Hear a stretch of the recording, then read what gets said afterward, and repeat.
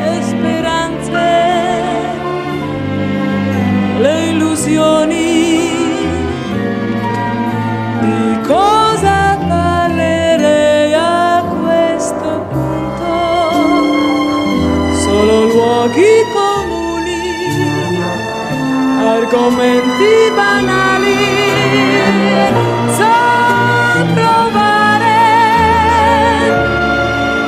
perdonami perciò, se nient'altro ti dirò, ma rimani ancora un po' con me.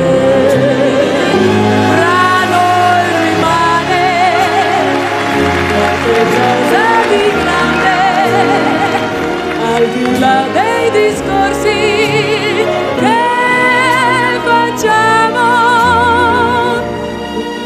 per cui non devo mai il silenzio tra di noi, fino a che